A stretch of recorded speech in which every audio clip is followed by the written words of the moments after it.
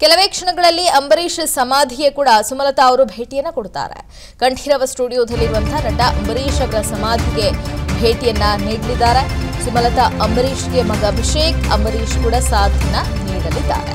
ಸಮಾಧಿಗೆ ಪೂಜೆಯನ್ನ ಸಲ್ಲಿಸಿ ಬಿಜೆಪಿ ಕಚೇರಿಗೆ ಸುಮಲತಾ ಅವರು ತೆರಳುತ್ತಾರೆ. ಬಿಜೆಪಿ ಕಚೇರಿಯಲ್ಲಿ ಸುಮಲತಾ ಅಂಬರೀಶ್ ಪಕ್ಷ ಸೇರ್ಪಡೆ ಆಗ್ತಾರೆ.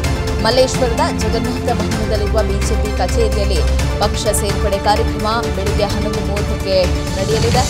ಅದಕ್ಕಿಂತ ಮುಂಚೆ ಪಕ್ಷ ಸೇರೋಕ್ಕಿಂತ ಮುಂಚೆ ಅವರು ಅಂಬರೀಶ್ ಅವರ ಸಮಾಧಿಗೂ ಕೂಡ ಭೇಟಿಯನ್ನು ಕೊಟ್ಟು ಪೂಜೆಯನ್ನು ಸಲ್ಲಿಸಲಿದ್ದಾರೆ. ಅಲ್ಲಿ ಅಂಬಿ ಅವರ ಸಮಾಧಿಗೆ ನಮನವನ್ನ ಸಲ್ಲಿಸಿ ನಂತರ ಮಲ್ಲೇಶ್ವರದ ಬಿಜೆಪಿ ಕಚೇರಿಗೆ ತೆರಳಿ ಪಕ್ಷ ಸೇರ್ಪಡೆ ಆಗಲಿದ್ದಾರೆ.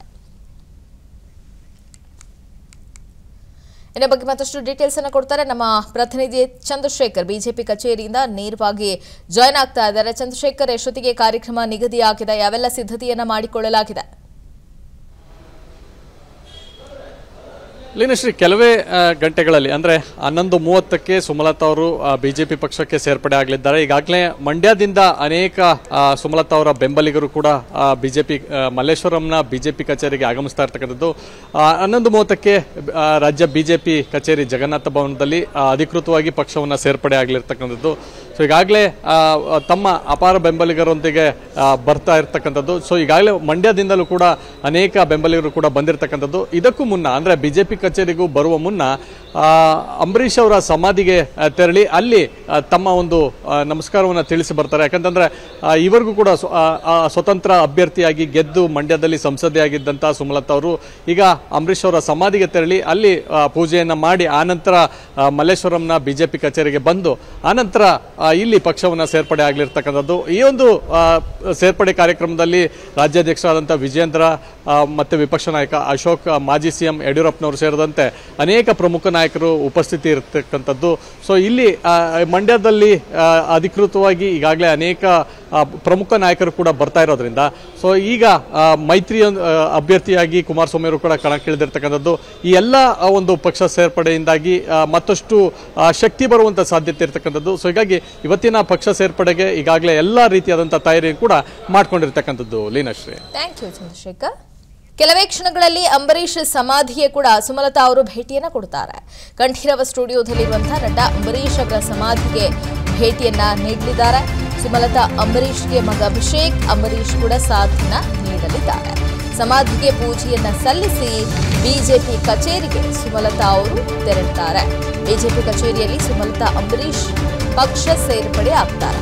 ಮಲ್ಲೇಶ್ವರದ ಜಗನ್ನಾಥ ಭವನದಲ್ಲಿರುವ ಬಿಜೆಪಿ ಕಚೇರಿಯಲ್ಲಿ ಪಕ್ಷ ಸೇರ್ಪಡೆ ಕಾರ್ಯಕ್ರಮ ಬೆಳಿಗ್ಗೆ 11:30ಕ್ಕೆ ನಡೆಯಲಿದೆ. ಅದಕ್ಕಿಂತ ಮುಂಚೆ ಪಕ್ಷ ಸೇರೋಕ್ಕಿಂತ ಮುಂಚೆ ಅವರು ಅಂಬರೀಶ್ ಅವರ ಸಮಾಧಿಗೂ ಕೂಡ ಭೇಟಿಯನ್ನು ಕೊಟ್ಟು ಪೂಜೆಯನ್ನು ಸಲ್ಲಿಸಲಿದ್ದಾರೆ. ಅಲ್ಲಿ ಅಂಬಿ ಅವರ ಸಮಾಧಿಗೆ ನಮನವನ್ನ ಸಲ್ಲಿಸಿ ನಂತರ ಮಲ್ಲೇಶ್ವರದ ಬಿಜೆಪಿ ಕಚೇರಿಗೆ ತೆರಳಿ ಪಕ್ಷ ಸೇರ್ಪಡೆ ಆಗಲಿದ್ದಾರೆ.